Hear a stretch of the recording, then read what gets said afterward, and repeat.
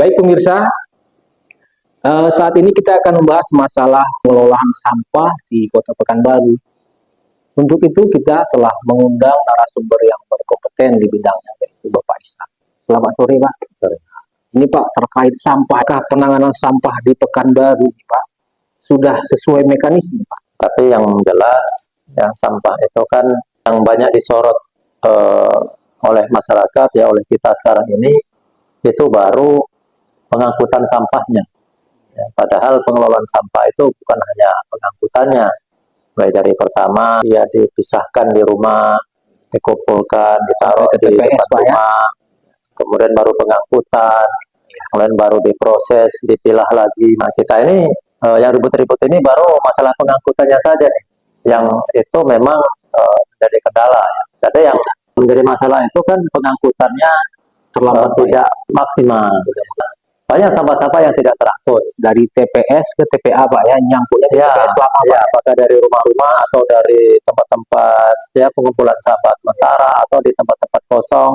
Karena kan sistemnya dikontrakkan. Kalau dia tuh dikontrakkan, ya, itu pengawasannya juga harus baik. Nah, menurut saya, nah sekarang kita pertanyakan yang mengawasinya siapa? 50-60 miliar. Nah, yang khusus pengawasannya Pak ya? Iya, bukan dari dinas terkait Pak ya? Iya, bisa dari dinas, bisa dari pihak yang lain. Tapi yang jelas itu harus diawasi, dan pengawasannya ya itu harus betul-betul sesuai dengan apa namanya bab-bab ya. Berarti sejauh ini bab di kontrak. Sejauh ini pengawasannya nggak ada atau nggak maksimal nih Pak? Saya tidak tahu, tapi sepertinya tidak ada pengawasan. Tidak ada. Misalnya disebutkan diangkut misalnya satu hari itu 600 ton sampah atau 700 ton sampah. Nah ini hitungan sampah yang diangkut ke TPA itu di sana seperti apa timbangan di truk-truk kita itu? Apakah memang 600 ton atau cuma 400 ton? Nah, kalau dia kurang seperti apa tuh ditutupi? Sanksi-sanksinya seperti apa? Nah itu kan mesti bisa dijelaskan. Ya.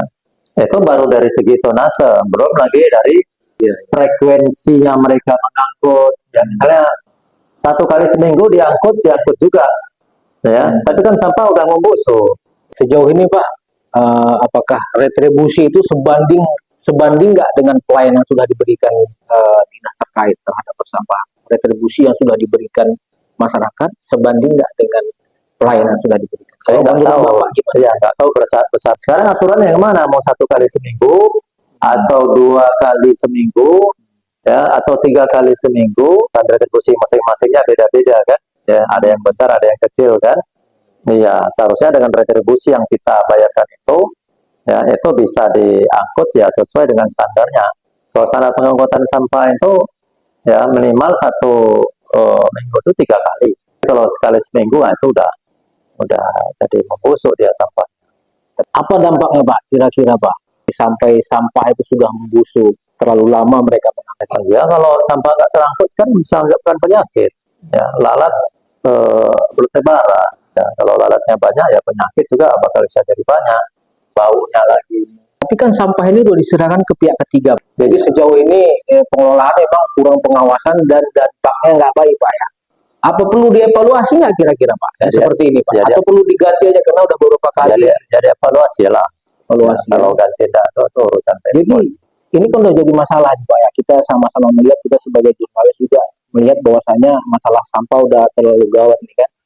Kalau masih juga Pemko masih memakai pihak ketiga dengan perusahaan yang sama, ini bagaimana nih Pak? Ini kan bakal terulang lagi sampai berapa tahun berikutnya. Kalau saya dikembalikan aja lah ke kelurahan, ke kecamatan.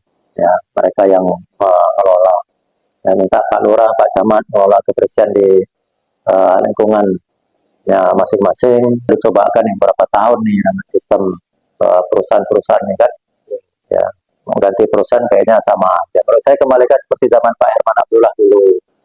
Ya, kami kebetulan saya ikut menyusun tuh konsep pengelolaan sampah di zaman Pak Herman. Ya, itu sampah-sampah di kelurahan, kecamatan, ya, yang kelola lurah camat, bantu dengan RT RW, mereka yang ngurus armadanya, ya, mereka yang menguat retribusinya. Nanti di jalan-jalan yang besar, jalan utama itu baru truk-truk dari dinas kebersihan, di pasar oleh dinas pasar, di terminal dinas perhubungan, dikeroyok semuanya.